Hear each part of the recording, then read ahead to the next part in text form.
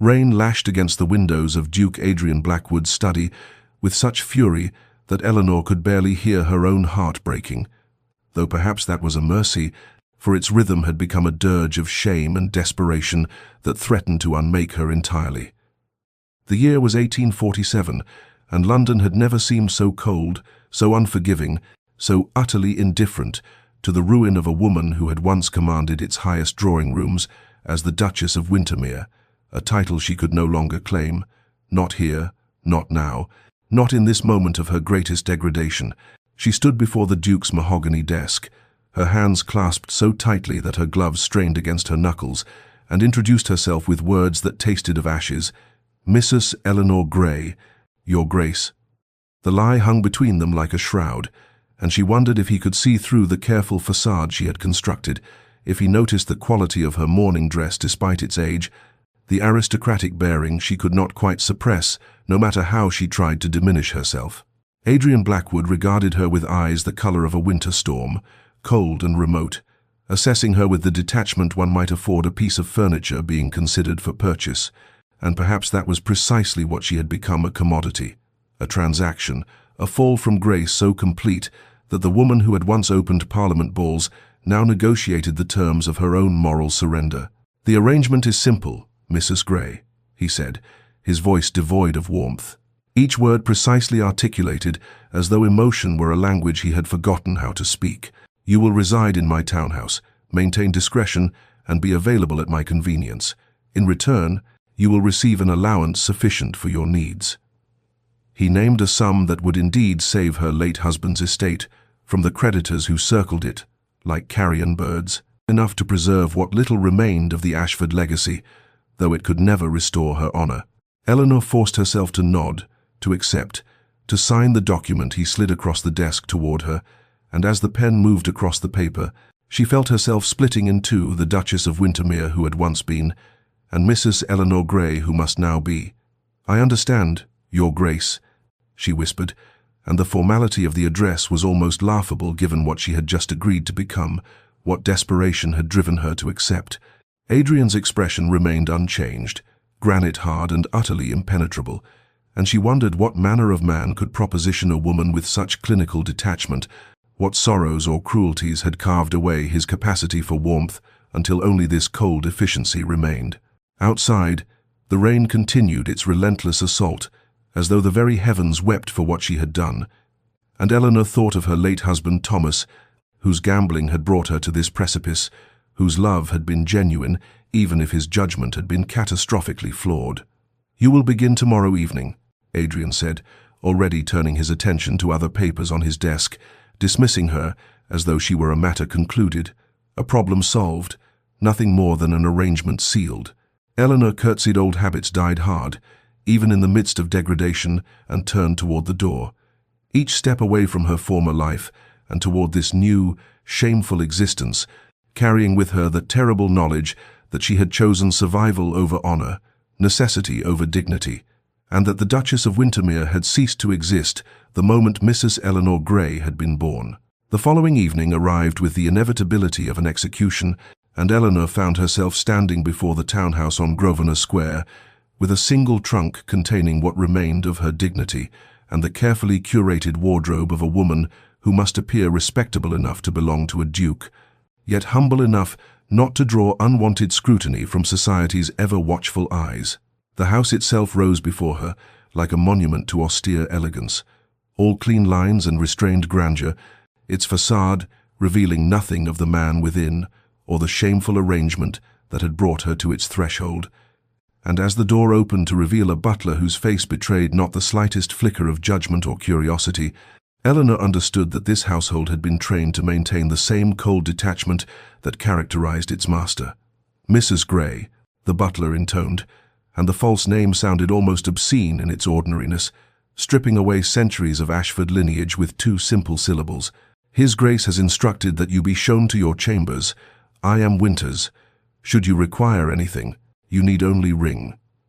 The interior of the house matched its exterior perfectly, beautiful in a severe, controlled manner, with none of the warmth or personal touches that made a house a home, as though Adrian Blackwood had deliberately excised anything that might suggest emotion or vulnerability from his surroundings. Eleanor followed a maid named Mary up the grand staircase, past portraits of Blackwood ancestors who seemed to stare down at her with knowing disapproval, their painted eyes witnessing her shame across the centuries,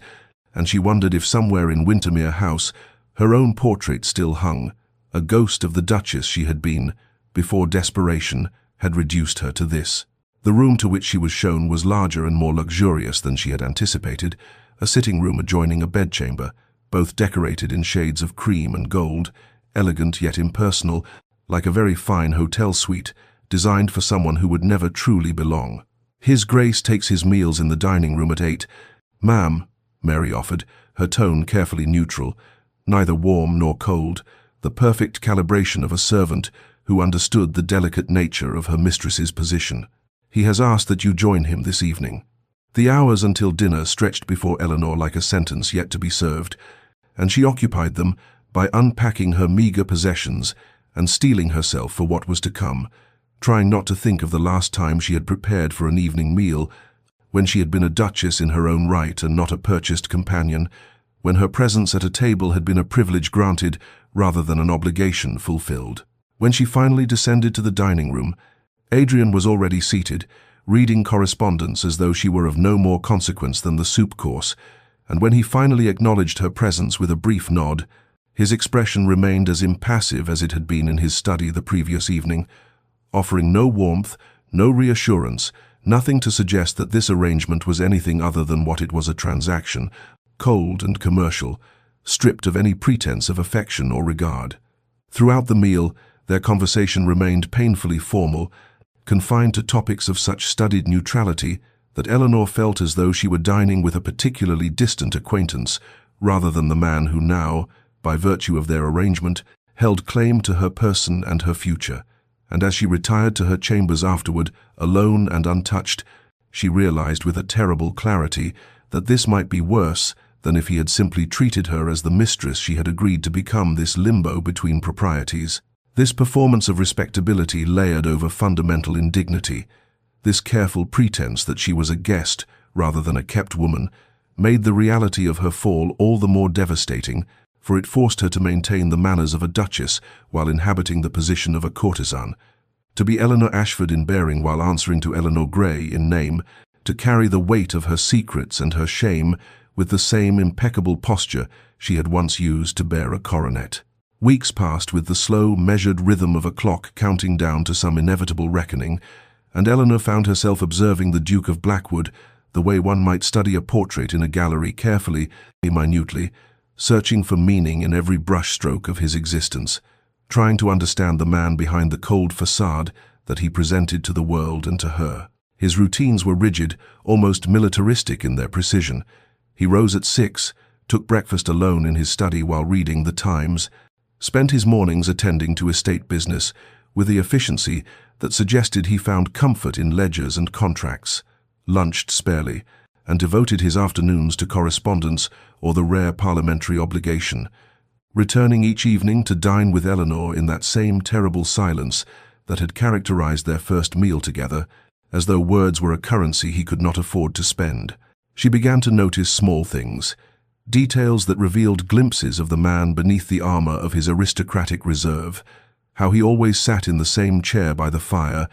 though never seeming to take comfort from its warmth, how he avoided the music room entirely, its door always closed as though it contained something too painful to confront,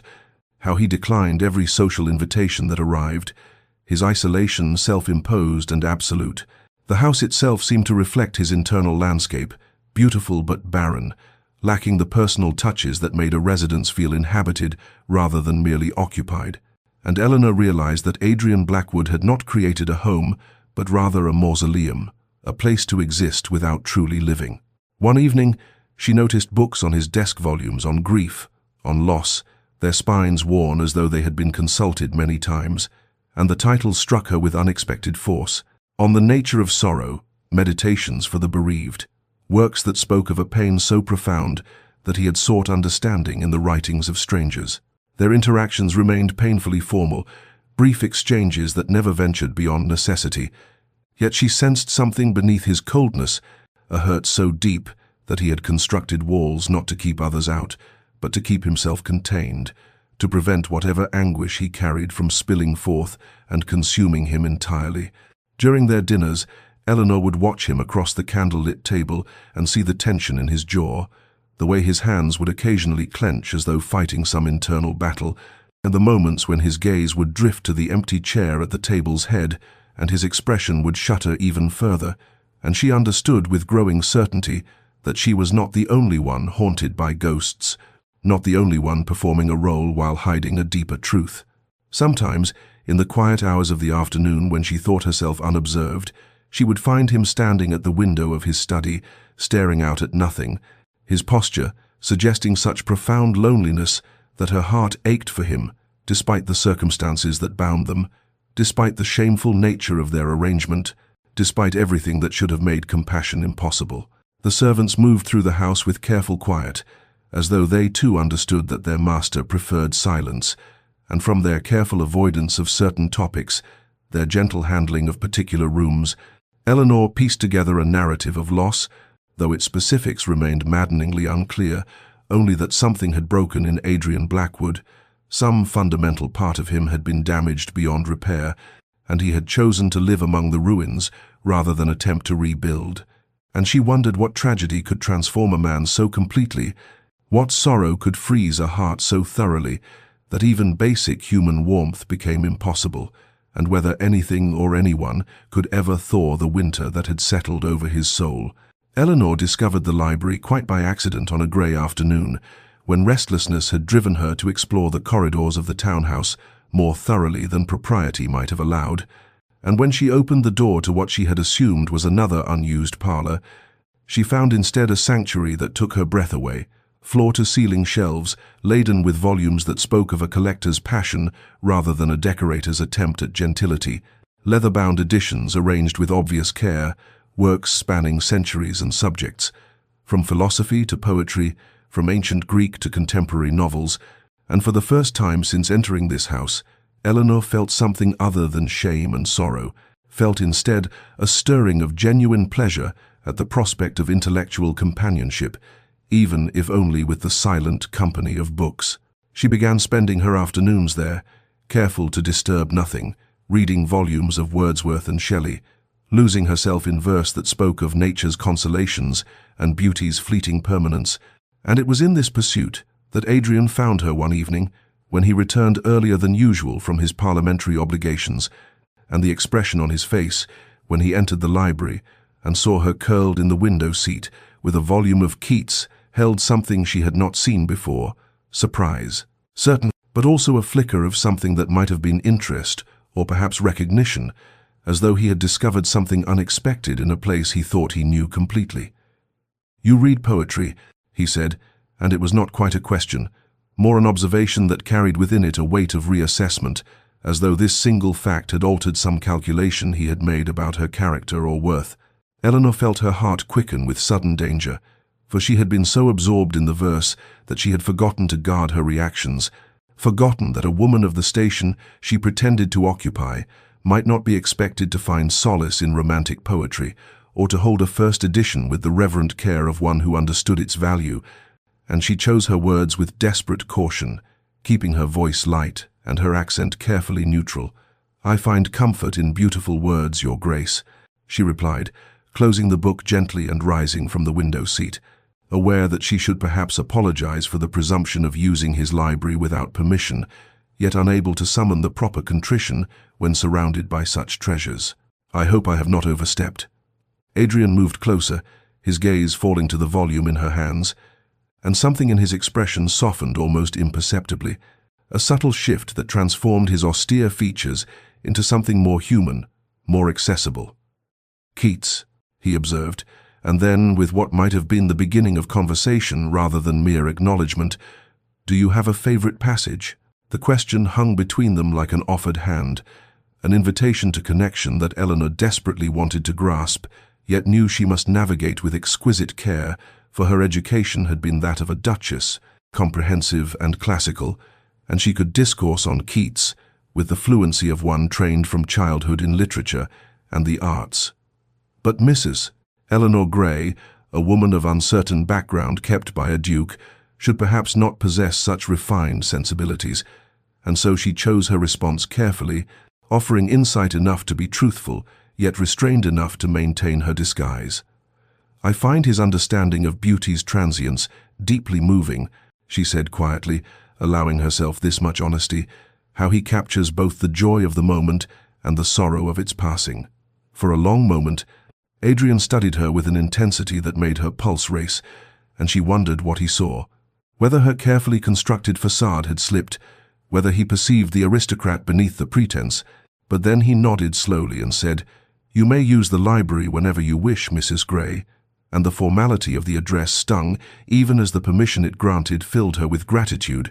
and as he turned to leave, Eleanor felt the air between them charged with something new, a recognition that perhaps they were both more than they appeared, both hiding depths that their circumstances had forced them to conceal, and she understood with a mixture of hope and terror that something had shifted between them. Some first crack had appeared in the walls they had both constructed, and she did not know whether to welcome this development or fear it, for connection carried with it the risk of revelation, and revelation would destroy everything. Autumn arrived with its characteristic melancholy, painting the city in shades of amber and rust, and as the leaves began their slow descent from the plane trees lining the square outside Adrian's townhouse,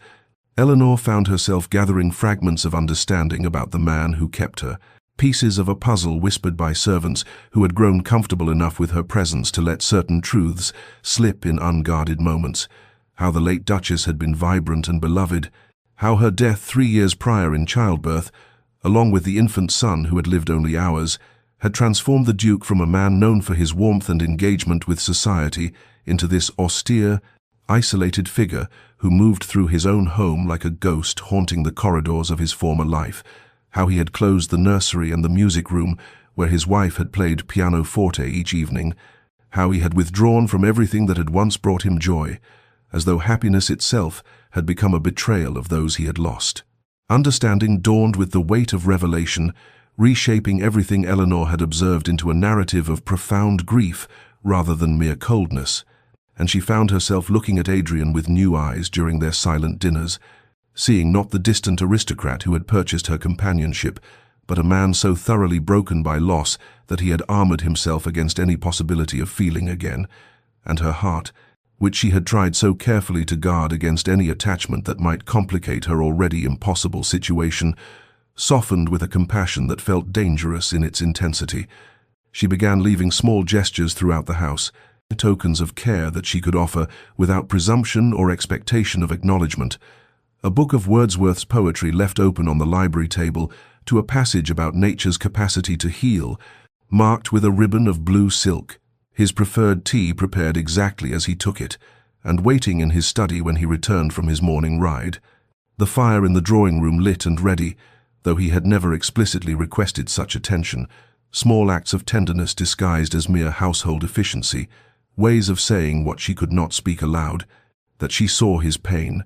that she understood the weight of sorrow he carried, that she wished somehow to ease the burden of his solitary grief. Adrian noticed these gestures. She was certain of it, for she would sometimes catch him pausing over the marked passage in the book, his fingers tracing the words with an expression that suggested he understood the message being offered, or finding him holding the teacup with both hands as though drawing comfort from its warmth, his gaze distant and contemplative, but he said nothing, maintained the formal distance that had characterized their arrangement from the beginning, and Eleanor respected his silence, even as she continued her quiet campaign of care. Understanding that for a man who had lost everything, accepting kindness might require more courage than he yet possessed, the autumn deepened, and with it came a subtle shift in the atmosphere of the house, something indefinable but present nonetheless, as though the air itself had become less heavy, the silences less oppressive, and Eleanor found herself wondering whether healing might be possible even in the most unlikely of circumstances,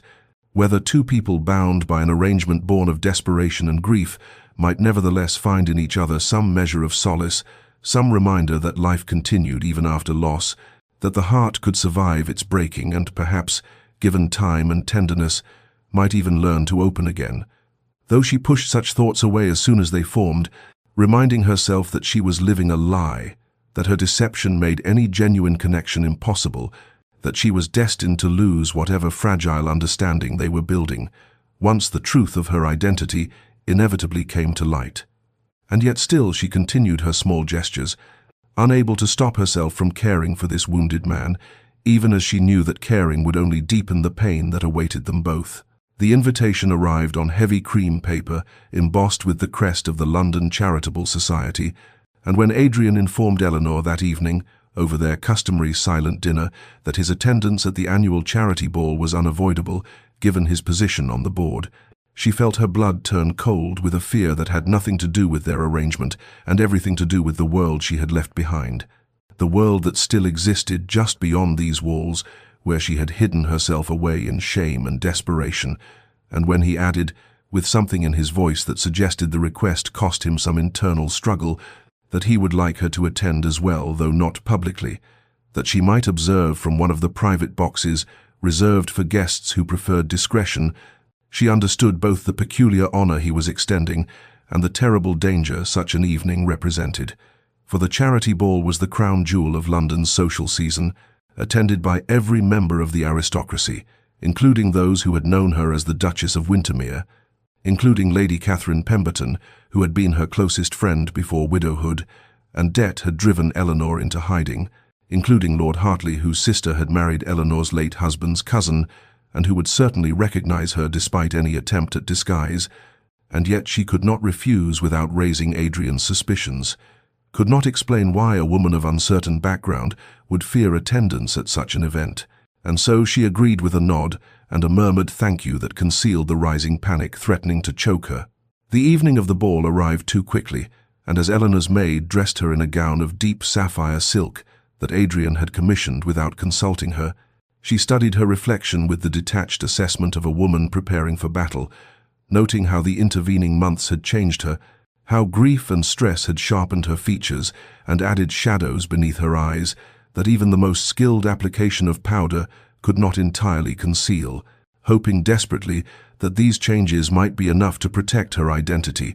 that the former Duchess of Wintermere might remain hidden beneath the facade of Mrs. Eleanor Grey. And when they arrived at the grand ballroom blazing with candlelight and filled with the glittering assembly of London's finest families, Eleanor retreated immediately to the shadowed private box Adrian had arranged, her heart hammering as she recognized face after face, voices carrying up to her refuge with their gossip and laughter,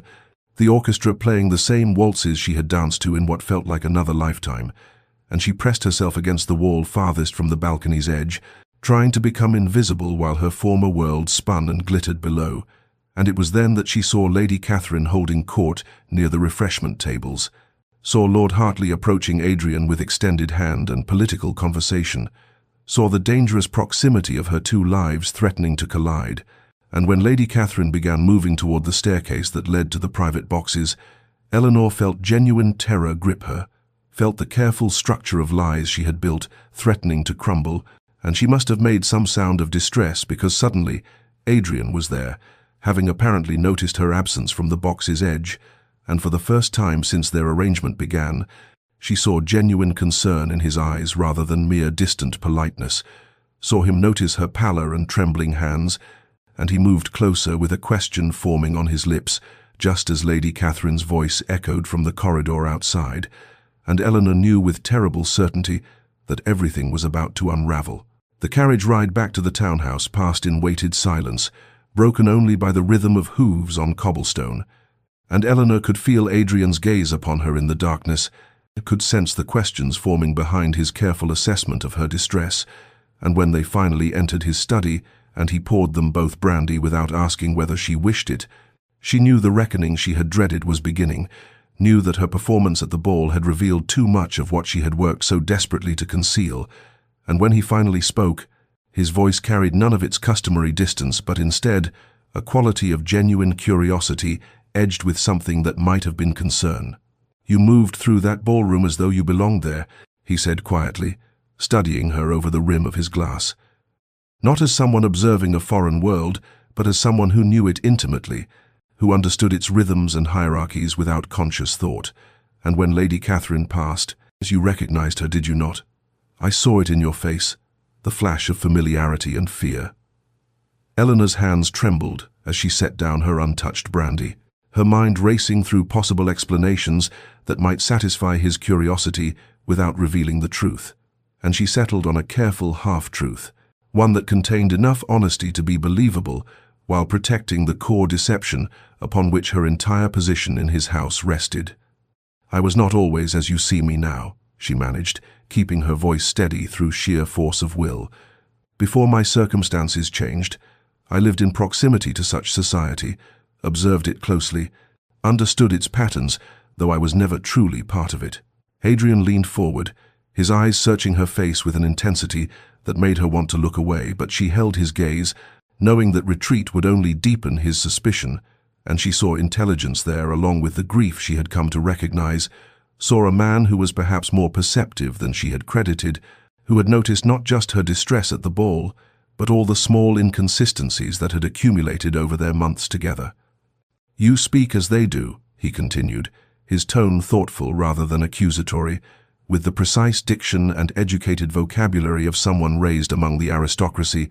"You carry yourself with a bearing that suggests years of deportment training. You referenced obscure poetry and classical literature with the ease of someone who received an extensive education. And tonight, when you thought yourself unobserved before the panic took you, I saw you assessing the ballroom with the critical eye of someone who had attended 100 such events." She could feel the walls she had constructed beginning to crumble, and could feel the desperate need to flee, warring with an equally powerful desire to confess everything, to lay down the burden of deception and throw herself upon whatever mercy he might possess. But fear held her tongue, because confession meant losing not just this arrangement that had saved her from debtor's prison, but also these months of unexpected companionship, these evenings of quiet conversation, these small moments of connection with a man who had somehow, despite all her intentions to remain detached, become important to her in ways she had never anticipated. "My education was unusual for someone of my circumstances," she offered carefully. "My father believed in learning regardless of station, invested in tutors he could ill afford, hoped I might improve my position through knowledge and refinement. And this at least was partially true, for her father, the Earl of Ashford, had indeed believed passionately in education, though he had provided it as birthright rather than aspiration." And Adrian listened with an expression that suggested he heard both what she said and what she left unspoken. And when he finally responded, his voice had softened in a way that pierced her defenses more effectively than any accusation. "I think there is far more to your story than you feel able to share," he said quietly, "and I find myself wanting to know it, wanting to understand the woman who has brought small lights into this house of shadows, who leaves poetry marked at passages about healing and prepares tea with thoughtful care, and who looked tonight as though she faced her own past like a spectre she could not escape." And Eleanor felt tears threatening because his kindness was somehow more difficult to bear than suspicion would have been, felt the growing attraction between them like a physical force in the room, dangerous and undeniable, and she knew with terrible certainty that she was falling in love with a man who did not know her true name, who would feel betrayed and deceived when the truth inevitably emerged, and yet she could not seem to stop the momentum of feeling, could not armor her heart against his gradual transformation from cold employer to someone who might, impossibly, be becoming a friend. 3 days passed after their conversation in the study, 3 days in which Adrian seemed to retreat behind his walls of formality, while Eleanor existed in a state of suspended dread, knowing her half-truths had satisfied him only temporarily, knowing that her carefully constructed facade grew more fragile with each passing moment. And then on the 4th evening, as she sat in the drawing-room pretending to read, while her mind spun with anxiety about the future and regret about the past, Adrian entered with something wrapped in cloth beneath his arm, and there was an uncertainty in his bearing that she had never witnessed before, a hesitation that made him seem younger somehow, more vulnerable.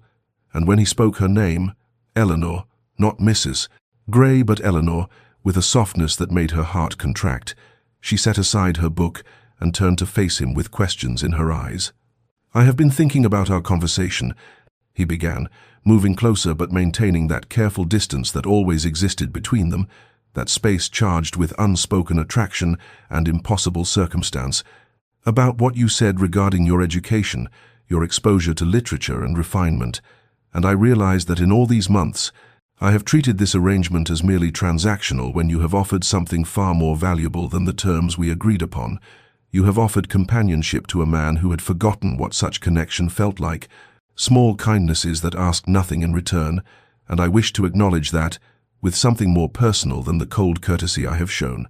He extended the wrapped package toward her, and Eleanor took it with trembling hands, feeling the weight and shape of a book beneath the cloth, and when she carefully unwrapped it, she gasped aloud, because there in her hands lay a first edition of Wordsworth's lyrical ballads, the very collection she had quoted from memory that evening in the library weeks ago when they had first discovered their shared love of poetry. And she knew without asking that this was no common volume, but a rare treasure that must have cost him considerable effort to locate. And the gesture was so tender, so thoughtfully personal, so unlike anything she had expected from their arrangement, that tears sprang to her eyes unbidden, tears she could not control or conceal. "I remembered you quoted from Tintern Abbey," Adrian said quietly, watching her reaction with an intensity that suggested her response mattered deeply to him. The passage about nature and memory, about how certain moments return to us in times of darkness, and I thought perhaps having the words themselves might provide some comfort, might be a light in whatever shadows you carry.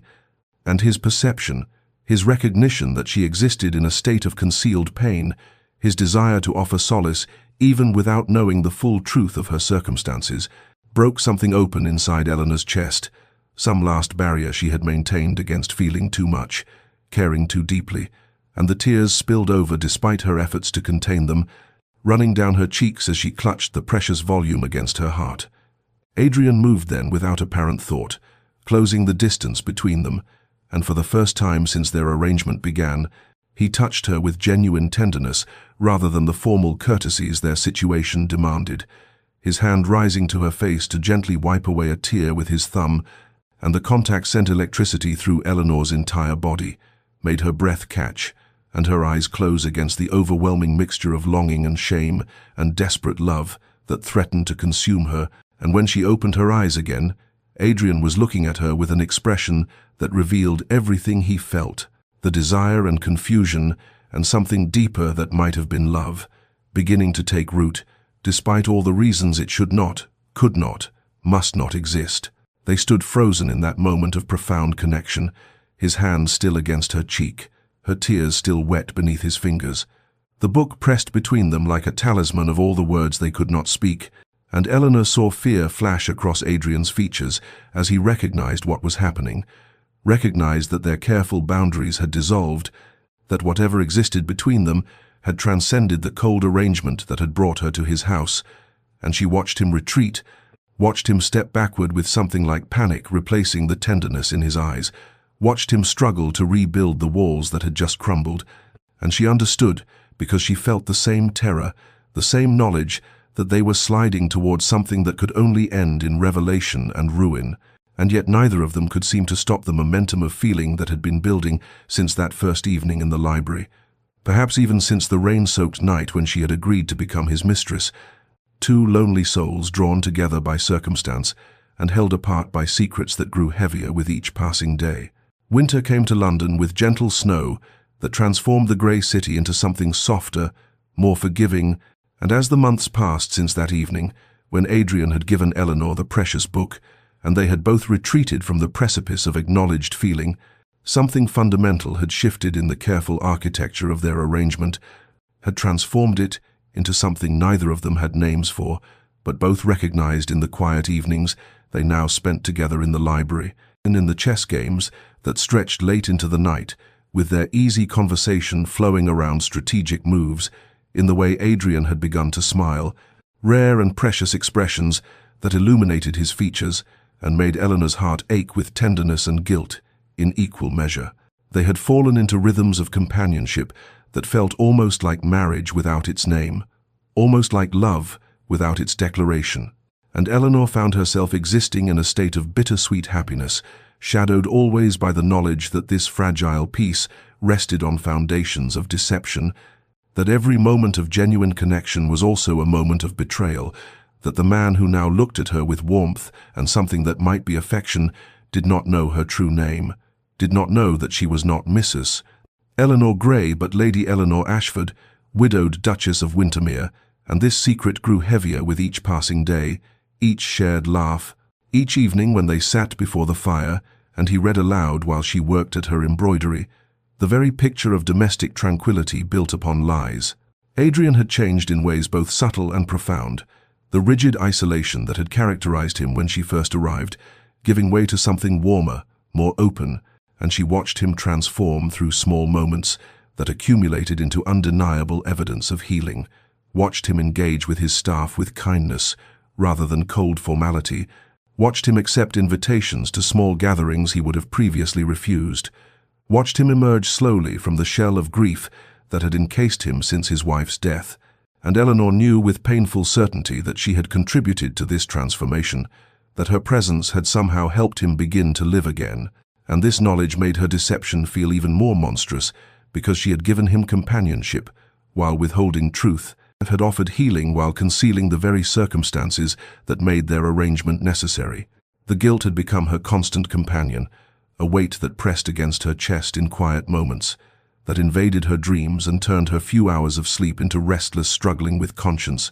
and she began to understand with terrible clarity that this situation could not continue indefinitely, that the love growing between them demanded honesty, even as honesty would destroy everything they had built, and she lived suspended between impossible choices, knowing she should confess but unable to bear the thought of losing him, knowing she should leave before he discovered the truth, but unable to walk away from the only happiness she had known since her husband's death had plunged her into desperation. One evening, as they sat playing chess, the fire casting warm light across Adrian's features as he contemplated his next move, he looked up at her with an expression of such unguarded affection that Eleanor felt her breath catch, felt tears threaten because she knew she did not deserve this tenderness and this growing love from a man who believed her to be someone she was not. And when he reached across the board to touch her hand, a gesture that had become familiar in recent weeks, she had to close her eyes against the pain of loving him while deceiving him, and in that moment she understood with absolute certainty that she could not sustain this double existence much longer, that the reckoning she had been dreading was inevitable, that winter's gentle snow would give way to spring, and with it would come either confession or discovery, either courage or catastrophe, and she could no longer predict which path her cowardice or her conscience would ultimately choose. The letter arrived on a morning when frost painted delicate patterns across the windows, and Eleanor had been sitting in the breakfast room with Adrian, sharing the comfortable silence that had become their morning ritual, when the footman entered with the post, and among the usual correspondence was a cream envelope addressed in a hand Eleanor recognized with sickening immediacy, and she felt the blood drain from her face as she reached for it with trembling fingers, trying to maintain composure even as panic rose in her throat, because she knew what this letter would contain, knew that her creditors had finally tracked her to Adrian's townhouse, and when Adrian asked with concern if she was unwell, noting the sudden pallor of her complexion, she could only shake her head mutely and excuse herself with some fabricated need for privacy, retreating to her chambers, where she broke the seal with shaking hands and read the words that confirmed her worst fears. Mr. Thornbury, the chief creditor handling her late husband's debts, wrote with cold precision that he had discovered her current location through inquiries among London society, that he was aware of her arrangement with the Duke of Blackwood, that unless she produced the outstanding sum of £8,000 within 1 week's time, he would be forced to pursue legal action that would necessarily involve exposing her true identity and circumstances, and the implicit threat was clear as crystal. He would reveal to Adrian and to all of society that his mistress was in fact the Duchess of Wintermere, that she had entered into their agreement under false pretenses, and that she was not the respectable widow of modest means she had claimed to be, but an aristocrat who had fallen so far as to trade her body for financial survival, and this exposure would destroy not only Eleanor, but would bring scandal upon Adrian's house, would make him the subject of society's mockery and speculation. It would attach shame to a man who had already endured so much grief and isolation. Eleanor sat on her bed, clutching the letter, as her mind raced through impossible calculations, knowing she had no way to procure £8,000 in a week's time, knowing that the terms of her arrangement with Adrian provided for her immediate needs, but not for such an extraordinary sum, knowing that she could not possibly ask him for this amount without explaining why she needed it, and thus revealing the very deception that this payment was meant to conceal, and she understood with terrible clarity that she had arrived at the crisis point she had been dreading since the moment she had first presented herself at Adrian's door as Mrs. and Eleanor Grey, that her web of lies had finally become unsustainable,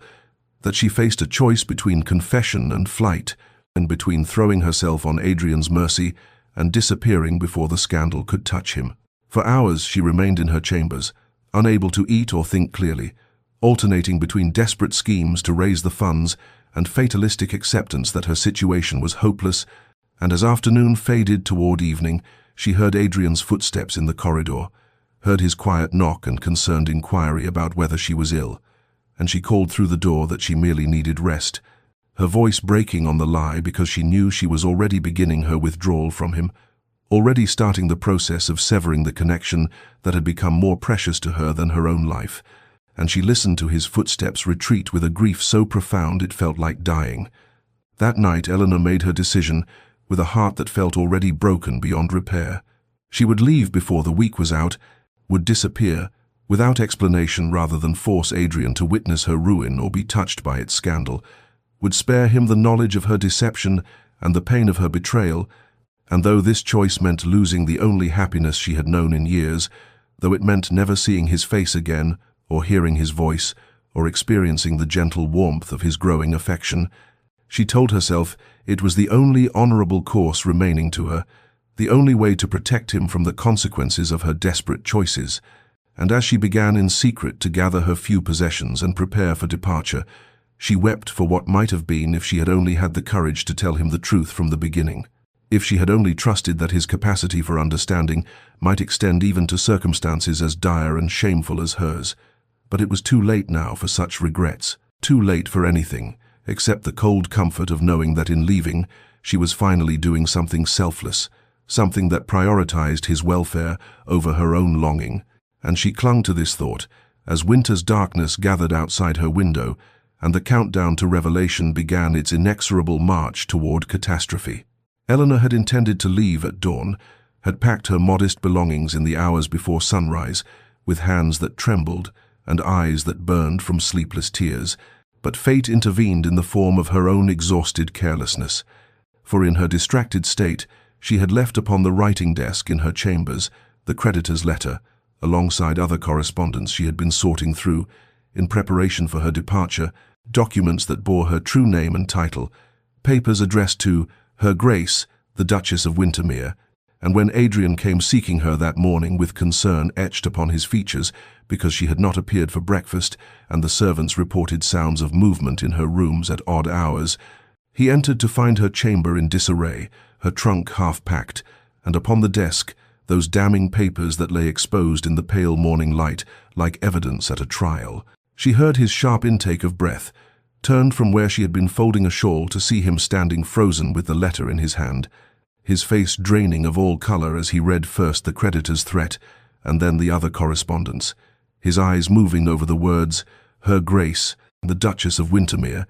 again and again, as though repetition might somehow change their meaning. And Eleanor watched the precise moment when understanding crashed over him like a wave, watched shock give way to something harder and more terrible. Watched the warmth that had gradually illuminated his features over these past months extinguish completely,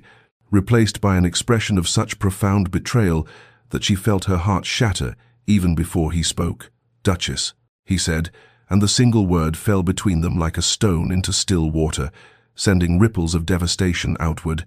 and there was in his voice such cold fury, such absolute incomprehension that Eleanor could not find words to respond, could only stand mute and trembling as he advanced toward her with the letters clutched in his fist, demanding,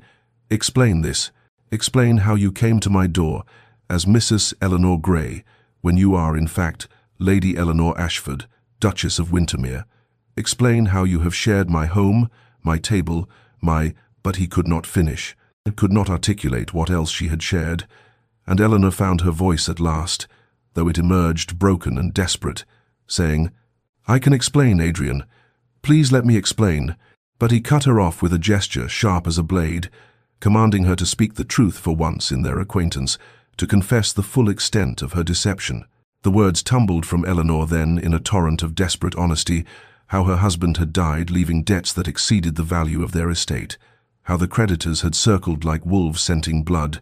how she had exhausted every honorable option before arriving at his door, how she had given a false name because she could not bear the additional shame of being known as a duchess, trading her body for financial survival, how every moment with him had been genuine despite the deception of her identity, how she had come to love him though she had no right to such feelings, and as she spoke, she watched his face remain hard and unyielding, watched him process each revelation with visible effort, and when she finally fell silent, spent and shaking, he stood before her like a judge, pronouncing sentence, saying with terrible quiet that she had made him complicit in her fraud, had taken his affection under false pretenses, had transformed what he had believed was an honest arrangement, however unconventional, into an elaborate deception. And did she understand? Could she possibly comprehend what she had done to him,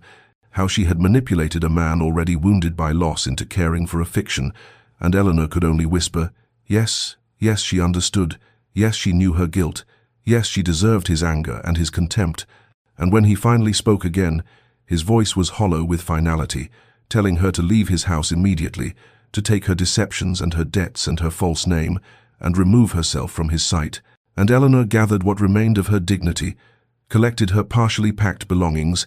and walked past him toward the door, pausing only to say that she was sorry, so desperately sorry, that loving him had been the one true thing in all her lies. But he turned away without response,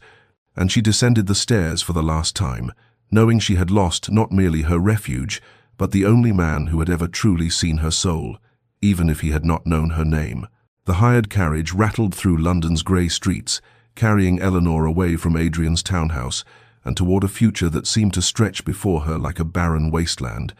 And she sat rigid upon the worn seat, clutching her small trunk with hands that had gone numb from more than just the cold,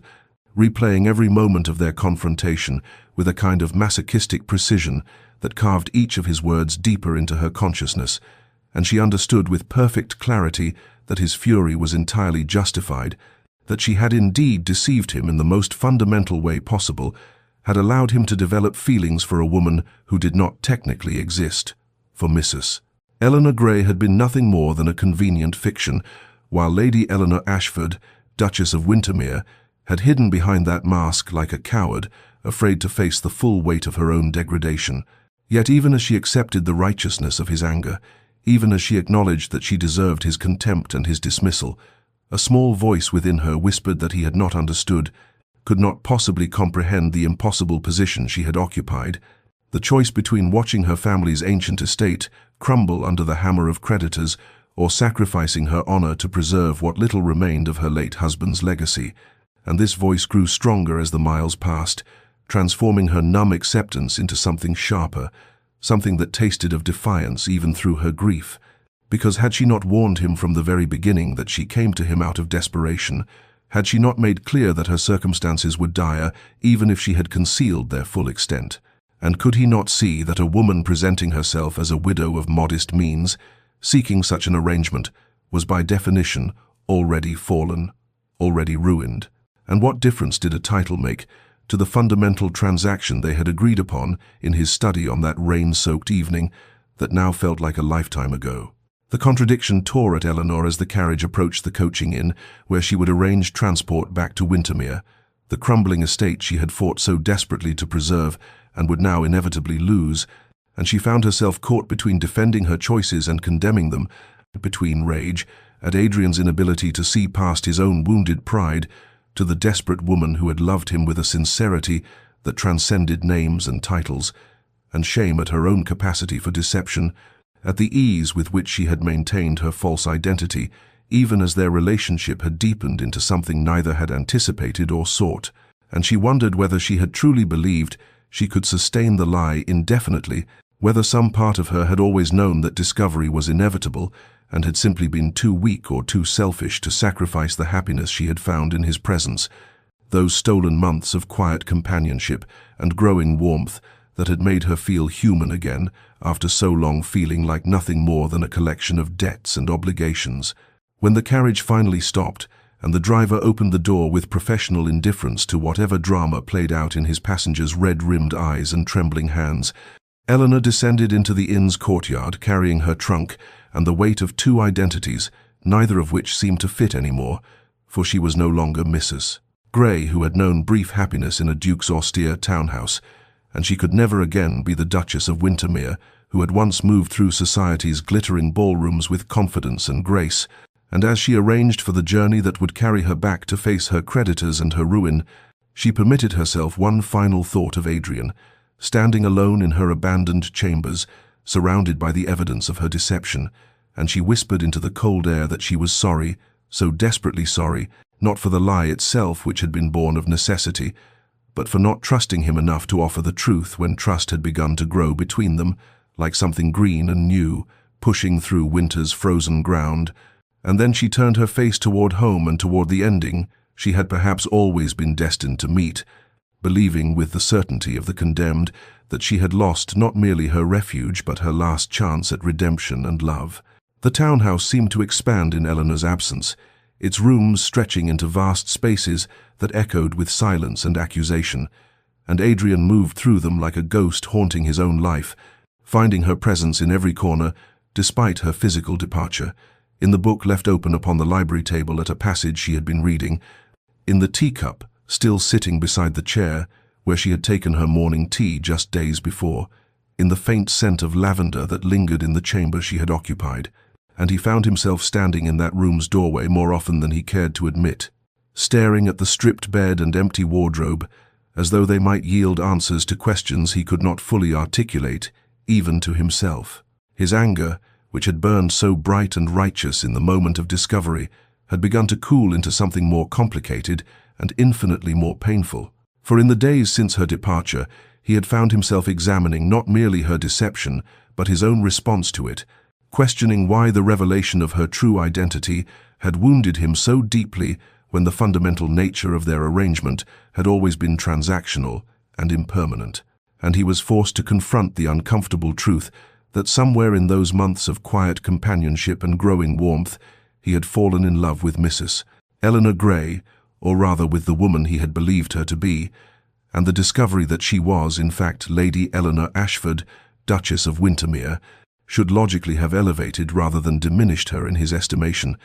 Yet it had shattered something in him that he only now recognized as hope. The cruel irony did not escape him, this realization that he had developed profound feelings for a woman he had considered beneath his station, only to discover she had always been his equal, that he had found unexpected joy in what he had believed was a simple arrangement with a desperate widow of modest means, only to learn that the desperation was real, but the circumstances far more complex than he had imagined,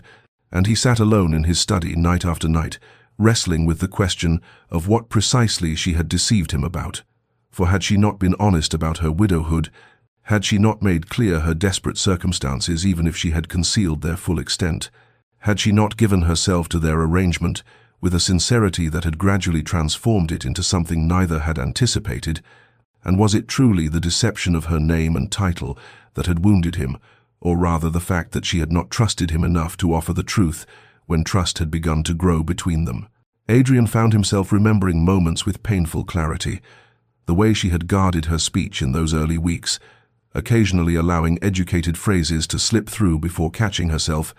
the terror in her eyes at the charity ball when she had thought herself recognized, the growing guilt he had observed shadowing her features as their relationship had deepened, and he understood now that she had been caught in an impossible trap of her own making, unable to confess without risking everything, yet unable to continue the deception without betraying the feelings that had developed between them. And he wondered whether he would have possessed the courage to make a different choice in her position, whether pride and honor were virtues one could afford when faced with the complete destruction of everything one had been raised to protect and preserve. The house felt unbearably empty without her presence, without the small sounds of her movement in adjacent rooms, without her quiet voice reading aloud from poetry in the library, without the warmth of companionship that had slowly thawed the frozen landscape of his grief-stricken existence.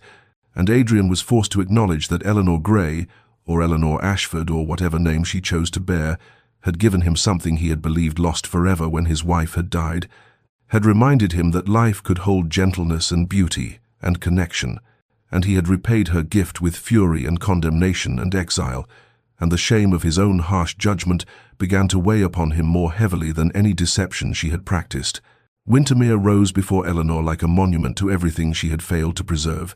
its ancient stones weathered and crumbling in places where funds for repair had long since vanished, its gardens overgrown with weeds that choked the roses her mother had planted decades before, its windows dark and empty, like the eyes of something that had died slowly over many years, and as the hired carriage deposited her at the estate's entrance with her single trunk, containing everything she had left in the world, she felt the full weight of her defeat settle upon her shoulders, like a physical burden that made even breathing require conscious effort. The house was cold, for she had dismissed most of the staff months earlier, when she could no longer pay their wages, keeping only Mrs. Hewitt, the elderly housekeeper who had refused to leave despite Eleanor's inability to compensate her properly, and that loyal woman met her at the door with tears streaming down her weathered face and arms that wrapped around Eleanor with a fierce protectiveness that made something crack in the careful composure she had maintained throughout the crife and journey from London, and she wept then, against Mrs. Hewitt's shoulder, as she had not permitted herself to weep in Adrian's presence, great heaving sobs that seemed to tear themselves from somewhere deep within her chest, where she had locked away all the accumulated grief and shame and desperate love that had nowhere else to go. The days that followed passed in a kind of numb preparation for the inevitable, for the creditors' letters had grown increasingly threatening, and she knew that within weeks they would arrive to catalogue and claim everything. The furniture that had belonged to her family for generations, the portraits of ancestors who gazed down from the walls with expressions that seemed to judge her failure, the books and silver and crystal that represented not merely material wealth, but the accumulated history of a noble house that would end with her. And she moved through the empty rooms like a ghost, cataloguing memories, touching objects that would soon belong to strangers, saying silent farewells to a life and an identity that were being stripped away piece by piece. Yet it was not the loss of Windermere that caused her the deepest pain, for she had made her peace with that inevitability long ago when she had first stood in Adrian's study and agreed to become his mistress, trading honor for a temporary reprieve that had always been destined to end in this moment of complete ruin, and instead it was the memory of Adrian himself that haunted her waking hours and invaded her dreams, the way his face had transformed from coldness to genuine warmth over those months together, the sound of his rare laughter when she had made some clever observation during their chess games, the gentleness in his hands when he had touched her face to wipe away her tears, and she understood with perfect clarity that she had lost something infinitely more precious than an estate or a title, had lost the only man who had ever truly seen her, not as a duchess or a burden or an obligation, but simply as Eleanor, a woman worthy of consideration and care and perhaps even love. In the long evenings when darkness fell early, and the house creaked and settled around her like a living thing breathing its last, Eleanor sat at the desk in what had been her father's study and wrote letters she would never send, pouring out her heart in words that flowed with desperate honesty, now that there was no one to read them and no reputation left to protect. And she wrote to Adrian, telling him everything she had not found the courage to say during their confrontation, that she loved him with a depth and sincerity that transcended the deception of her name, that she was sorry not for the lie itself, which had been born of impossible necessity, but for not trusting him with the truth when trust had begun to grow between them, and that she understood his anger and his sense of betrayal and accepted them as her just punishment, and that she would carry the memory of their time together like a treasure even into the poverty and obscurity that awaited her, for he had given her something she had believed forever lost, had reminded her that she was human and capable of feeling and deserving of gentleness. And she sealed these letters and locked them away, knowing they represented the closest she would ever come to redemption or absolution,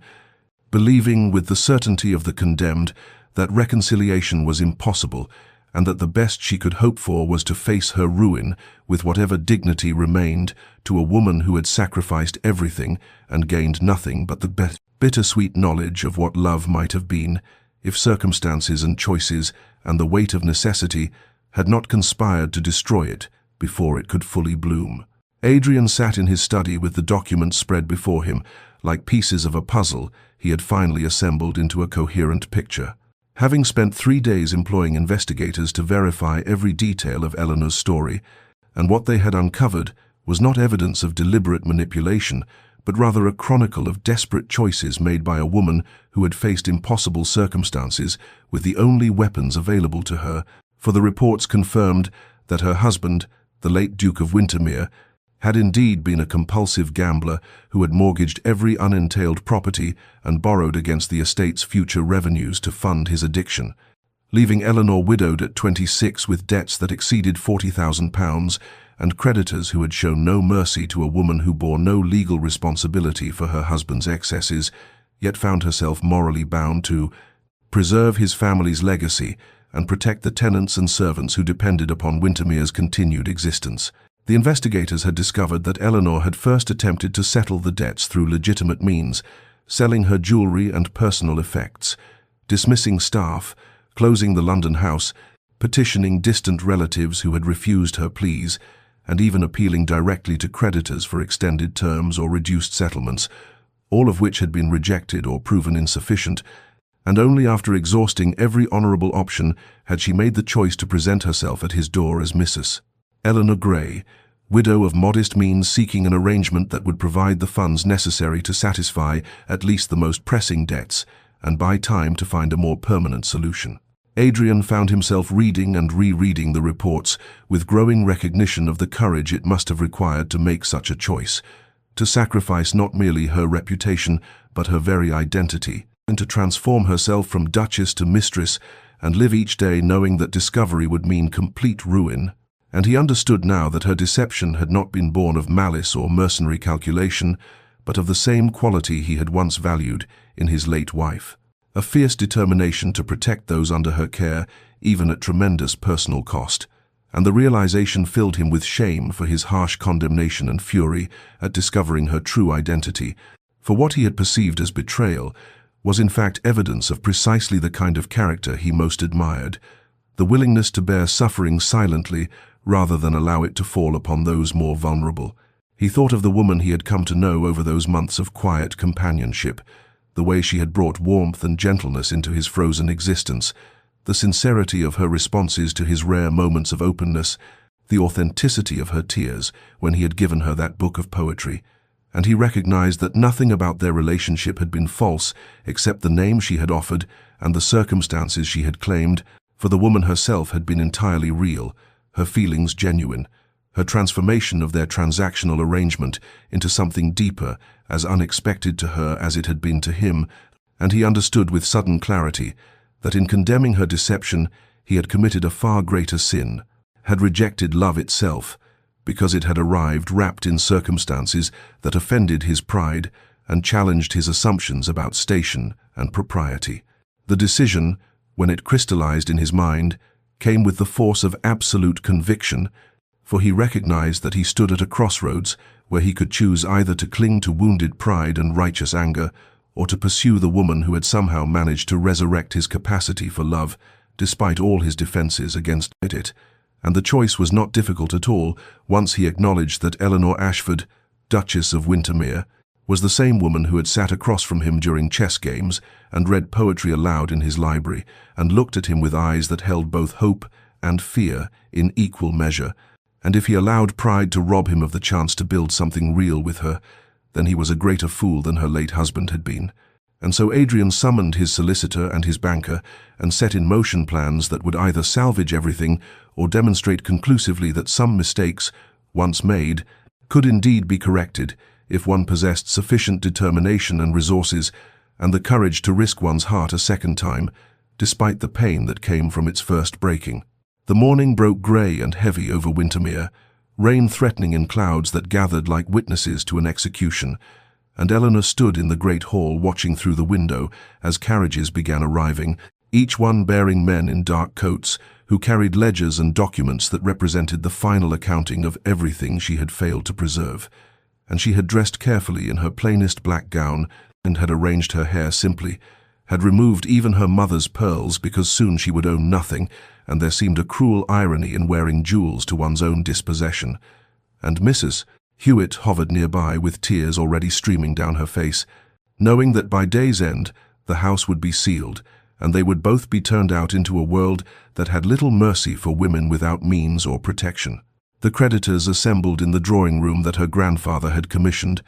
their voices a low murmur of calculation and anticipation,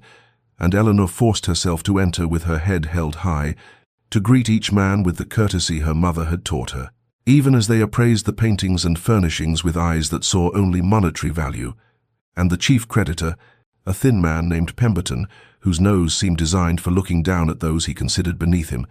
cleared his throat and began reading from his ledger the catalogue of debts and the proposed schedule of seizure, his voice droning on with numbers that had long since ceased to hold meaning for Eleanor,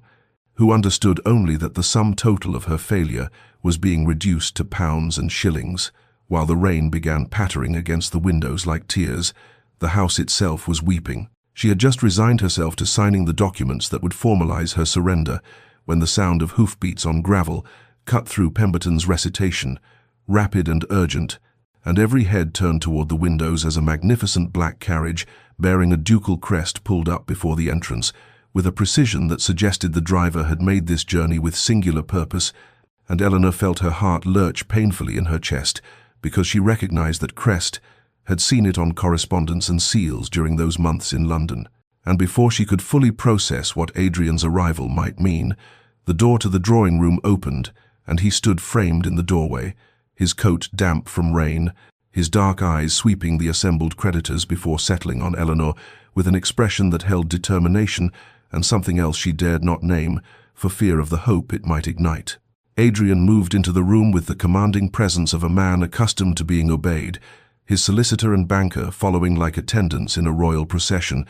and he addressed Pemberton with a voice that carried the weight of absolute authority, stating that he was there on behalf of Her Grace the Duchess of Wintermere to settle all outstanding debts in full immediately, and the effect of his words was electric, creditors straightening in their chairs, Pemberton's thin mouth falling open in shock,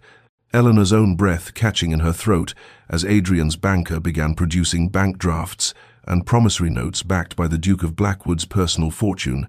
sums so staggering that even Pemberton seemed momentarily stunned into silence before his professional instincts reasserted themselves, and he began examining the documents with trembling hands that betrayed his eagerness to conclude a transaction that would see him and his associates paid in full with interest. Eleanor watched as if observing a scene in which she had no part, her mind unable to reconcile the reality of Adrian standing in her ancestral home, settling debts that totaled more than most men would earn in several lifetimes, and she wanted to protest, to refuse this extraordinary gesture, to maintain whatever shreds of pride remained to her, but the words would not come because beneath the shock and confusion there was a question growing larger with each passing moment,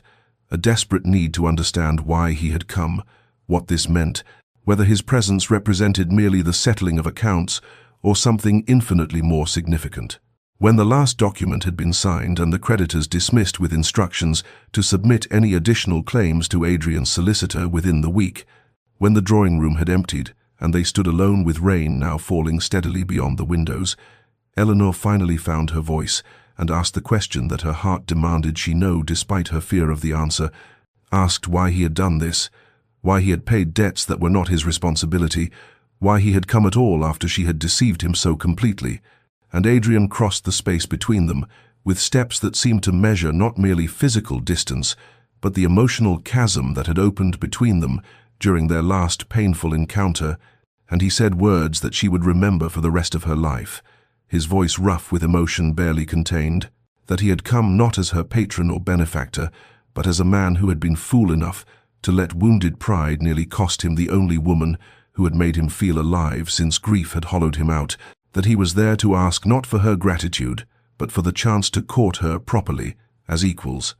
As the Duke of Blackwood pursuing the Duchess of Wintermere, and Eleanor felt tears spilling down her face as he continued, his hand reaching up to cup her cheek with the same gentleness he had shown that night. He had given her poetry, asking whether she might find it possible to forgive his harshness and his blindness and his failure to see that the woman he had fallen in love with was precisely the same woman standing before him now, regardless of the name she had and offered or the circumstances that had brought her to his door.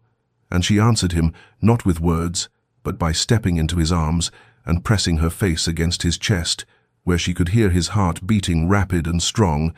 and she whispered yes against the fabric of his coat,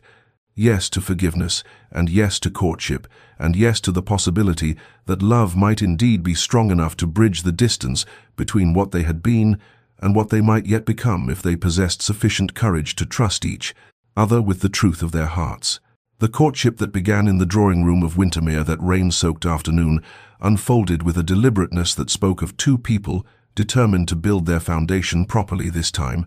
for Adrian appeared at Eleanor's door 3 days later, bearing flowers from his own hothouse and an invitation to ride through Hyde Park, at the fashionable hour when all of London society would bear witness to the reclusive Duke of Blackwood paying court to the widowed Duchess of Windermere, and Eleanor accepted with a mixture of trepidation and hope, understanding that he was offering not merely companionship, but public declaration of his intentions, a statement that would invite scrutiny and speculation, but would also establish their relationship as something honorable and equal, rather than the shameful secret it had been. The news spread through drawing rooms and clubs with remarkable speed, whispers transforming into animated conversations about how the Duke, who had shuttered himself away in grief for 3 years, had emerged to pursue a Duchess whose own mourning period had been marked by mysterious seclusion at her country estate, and theories abounded about where they might have met and what had sparked this unexpected romance. But Adrian faced the gossip with the same commanding presence he brought to everything, appearing at Eleanor's side at the opera and the theatre, escorting her to gallery exhibitions and musical evenings, his hand at her elbow, a constant reminder that she no longer faced the world alone. Eleanor found herself navigating the peculiar experience of being courted by a man who already knew her intimately, yet was discovering her anew, for their conversations now ranged freely across topics that had been forbidden territory during those careful months when she had guarded every word for fear of revealing too much, and she spoke openly about her childhood at Windermere, her disastrous marriage to a man whose charm had masked his destructive habits, her years of trying to manage an estate while creditors circled like ravens, and Adrian listened with an attention that validated rather than judged, his own stories emerging in turn about his beloved first wife, Caroline, who had died of fever, the guilt he carried for failing to save her despite summoning every physician in London, the way grief had calcified around his heart until Eleanor's presence had begun the slow work of thawing what he had believed permanently frozen. They walked through the restored gardens at Windermere on an afternoon when spring seemed to be considering its arrival, buds tight on branches and the air carrying the first hints of warmth after winter's grip, and Eleanor confessed the shame she still carried about their arrangement, the nights she had lain awake, hating herself for the choice she had made even as she found herself falling in love with him. And Adrian stopped on the path and took both her hands in his and told her that he carried his own shame, for he had treated her as a possession to be acquired rather than a person deserving of respect, had maintained emotional distance as a form of protection that was in truth only cowardice, had judged her harshly for deception when his own behavior had created circumstances that made honesty impossible, and this mutual vulnerability, this willingness to acknowledge their failures and fears, created an intimacy far deeper than physical passion ever could. The weeks passed with a gentleness that felt like healing, chess games in her library where they debated strategy and philosophy, afternoons spent reviewing estate accounts together, as Adrian offered insights gleaned from managing his own properties, evenings at small dinner parties, where they presented themselves as a couple, and Eleanor rediscovered the pleasure of conversation with equals who treated her as Duchess rather than charity case, and through it all ran the growing certainty that what they were building together was not merely romance but partnership, not simply courtship, but the foundation of a life that would honor both their pasts while creating something entirely new. And Eleanor felt herself transforming from the desperate woman who had stood in his study, offering herself for money, into someone who understood that her worth had never been determined by her circumstances, but by her courage in facing them, and she recognized that Adrian had undergone his own transformation, emerging from his fortress of grief to risk his heart again, because love, when it arrived, demanded courage far greater than the comfort of remaining safely numb. Spring arrived at Windermere with the tentative beauty of a promise being kept, daffodils pushing through earth that had seemed permanently frozen, apple blossoms opening like small declarations of faith, and the gardens that Eleanor's grandfather had designed began revealing themselves again after years of neglect. Each restored bed and pruned hedge, a testament to the possibility of renewal, and it was in this garden on an afternoon when the air carried the scent of lilac and the warmth of genuine hope that Adrian asked Eleanor to walk with him along the paths where she had played as a child, and she sensed something significant in his manner, a nervousness that seemed uncharacteristic of the commanding duke who faced society's scrutiny with such assurance. And when they reached the rose arbor that her mother had loved, where climbing flowers were just beginning to show their first tight buds, Adrian stopped and turned to face her with an expression that held such tenderness and vulnerability that Eleanor felt her breath catch in anticipation of words she hardly dared hope to hear. He took both her hands in his thumbs brushing across her knuckles with the gentleness that had become his habit, and he began speaking in a voice that trembled slightly with the weight of what he was offering, telling her that he had spent 3 years believing himself incapable of loving again, had constructed walls around his heart that he thought impenetrable, had resigned himself to a half-life of duty and obligation without joy or connection. And then she had arrived in his study that rain-soaked evening, and gradually, without his permission or awareness, he had begun dismantling those walls brick by brick through her courage and her resilience, and the fierce intelligence that shone through regardless of the circumstances that had brought her to him, and he acknowledged his own failures with an honesty that moved Eleanor to tears, confessing that he had been blind to her worth, had judged her by circumstances rather than character,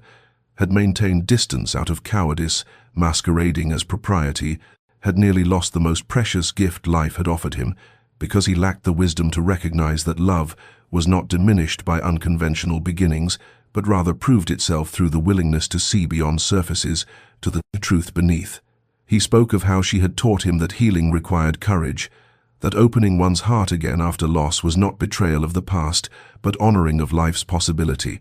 that the woman who had stood before him as Mistress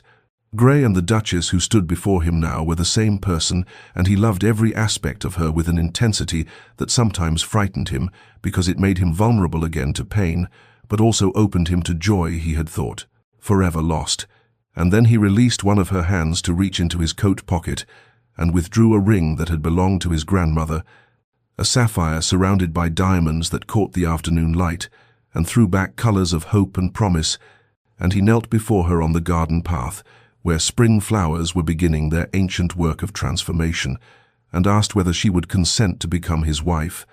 not through obligation or arrangement, but through choice freely made, not as salvation from circumstance, but as partner in building a life together, founded on honesty and trust, and the kind of love that acknowledges imperfection while choosing devotion anyway. And Eleanor looked down at this man, who had traveled such distance from the cold duke, who had outlined terms in his study to the vulnerable human being, kneeling before her, offering his heart without reservation or protection, and she sank to her knees beside him there on the path, and cupped his face in her hands and said, "Yes," with a voice that carried the full weight of her transformation, from desperate widow to woman who understood her own worth, yes to partnership, and yes to love, and yes to the remarkable truth that sometimes the most broken paths lead to the most beautiful destinations, if one possesses sufficient courage to continue walking them. And as he slipped the ring onto her finger and drew her into his arms, while spring continued its patient work of renewal around them, Eleanor understood that what they had built together through pain and honesty and the willingness to be vulnerable was infinitely more valuable than anything that had come easily, and that the life stretching before them was not merely second chance but authentic beginning, hard-won and therefore precious beyond measure. The wedding took place on a June morning when summer had finally claimed its dominion over England's countryside. The chapel at Wintermere filled with light streaming through stained glass windows that painted the ancient stones in colors of amber and rose and sapphire blue, and Eleanor stood in the small chamber adjoining the chapel, wearing a gown of ivory silk that had been her grandmother's, altered to fit her slender frame, her hands trembling slightly as her lady's maid arranged the veil of Belgian lace that had been a gift from Adrian's sister, who had travelled from Scotland to witness the union of her reclusive brother to the Duchess, whose unconventional courtship had become the talk of every drawing-room in London. And when the moment came to walk down the aisle, Eleanor moved through the assembled guests with her head held high, seeing faces from society who had once known her as the unfortunate Duchess of Wintermere, burdened with a dissolute husband, and now watched with curiosity and speculation as she approached the altar where Adrian waited in formal dress, his expression as she drew near, holding such undisguised love and wonder that Eleanor felt tears threatening to spill, despite her determination to maintain composure, and when she reached him and he took her hand in his, the trembling ceased, because she knew with absolute certainty that this moment was right, that the journey from that rain-soaked evening in his study to this sun-filled chapel had been necessary, that every pain and shame and moment of desperation had been required to strip away pretense and reveal the essential truth of who they were and what they could become together. The ceremony proceeded with the ancient words that had bound countless couples across centuries, but Eleanor heard them as though for the first time, the promises taking on weight and meaning that transcended mere ritual, because they were spoken by two people who understood the cost of commitment, who had seen each other at their worst and most vulnerable and chosen love anyway. And when Adrian slid the gold band onto her finger beside his grandmother's sapphire ring, his voice was steady and certain as he pledged himself to her in sickness and health, in prosperity and adversity, forsaking all others until death should part them. And Eleanor made her own vows with equal conviction, thinking of how far they had both travelled from the cold transactional arrangement that had brought them together to this moment of genuine partnership, freely chosen. And when the vicar pronounced them husband and wife, and Adrian lifted her veil to kiss her with a tenderness that made several ladies in the congregation reach for their handkerchiefs, Eleanor knew that she was no longer the desperate widow who had sacrificed her dignity for survival, but a woman who had discovered that redemption was possible, that the shame of her choices could be transformed into wisdom,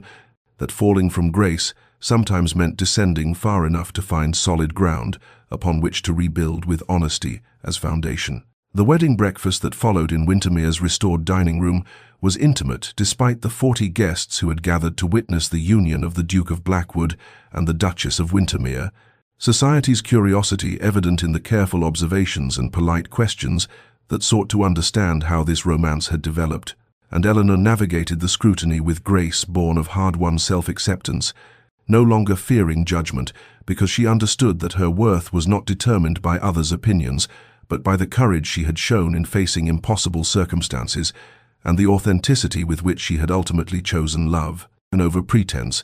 And Adrian remained at her side throughout the celebration, his hand finding hers beneath the table during toasts that praised their happiness and speculated delicately about the swift courtship, his eyes meeting hers with shared understanding that they alone knew the full truth of their story, and that truth was theirs, to keep or share as they chose, a privacy that felt like protection rather than secrecy, because it was founded on honesty between them rather than deception of the world. And as evening approached, and guests began departing with wishes for their happiness and thinly veiled curiosity about where they would spend their wedding night, Eleanor stood with her husband in the garden where he had proposed and looked back at Wintermere glowing golden in the sunset light, and understood that she had not merely saved her ancestral home, but had created within it the possibility of genuine happiness, that the estate was no longer a burden to be carried alone, but a foundation upon which to build a shared future.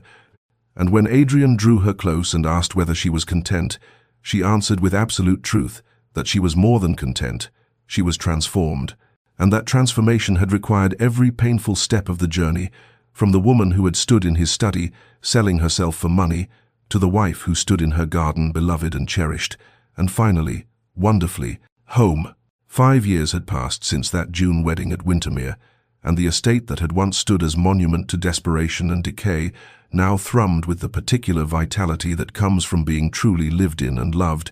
the gardens perpetually filled with the laughter of children as 3-year-old Catherine chased her older brother Henry through the rose arbor where their parents had become engaged, while in the nursery the newest addition to the Blackwood family, baby Thomas, slept peacefully under the watchful eye of a doting nurse, and Eleanor stood at the window of the library, watching her children play while her hand rested on her slightly rounded belly that held the secret of a 4th child, not yet announced even to Adrian, and she marveled at how completely her life had transformed from that rain-soaked evening when she had stood in a duke's study and bargained away her dignity for survival, understanding now that what had seemed like her lowest moment had actually been the beginning of a journey toward authenticity and love that she could never have imagined in her desperation. And when Adrian entered the library and wrapped his arms around her from behind, resting his chin on her shoulder as they watched their children together, Eleanor leaned back against him and felt the solid certainty of a happiness that had been earned through pain and honesty and the courage to be vulnerable, their unconventional beginning, having become not a source of shame but rather the foundation of a marriage built on acceptance and understanding of each other's flaws and strengths. And she knew that Adrian had been similarly transformed from the cold recluse who had isolated himself in grief to a man who smiled freely and loved deeply, and had learned that opening one's heart required far more courage than protecting it, but offered rewards beyond measure. And as evening approached and they gathered their children for dinner in the dining room where family portraits now included their own likenesses, Eleanor felt profound gratitude for the circuitous path that had led her here, for the desperation that had forced impossible choices, for the shame that had taught her strength, and for the man who had looked beyond circumstances to see her worth and had given her the gift of seeing it herself. Dear listener, perhaps you have heard this story and judged harshly the choices made in moments of desperation. Perhaps you have wondered how a duchess could fall so far, or how an arrangement so transactional could transform into love so true. But consider that we are all of us more than our worst moments, that circumstances sometimes force choices that seem unthinkable until we face them ourselves, and that redemption is always possible for those brave enough to be honest about their failures and open enough to accept love, despite feeling unworthy of it. For Eleanor and Adrian discovered what many never learn, that true intimacy requires the courage to be seen completely, flaws and all, and trusted anyway, that love is not diminished by unconventional beginnings, but rather proves itself through the willingness to build something authentic from broken pieces, and that sometimes we must descend to our lowest point before we can find the solid ground upon which to construct lives of genuine meaning and connection. So look beneath the surfaces of those you encounter. Remember that everyone carries private struggles and makes impossible choices in moments of crisis. Trust in the possibility of second chances and the transformative power of love offered without judgment, and know that the paths that seem most broken often lead to the most beautiful destinations, if we possess sufficient courage to continue walking them with honesty as our compass and vulnerability as our strength. And may you find in your own life the grace to forgive yourself for choices made in desperation,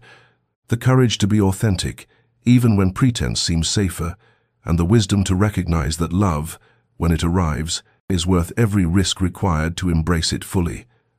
May your nights be peaceful, your heart be open, and your journey lead you home to yourself and to those who see you truly and love you anyway. Until we meet again in another story, rest well, and remember that transformation is always possible for those brave enough to begin.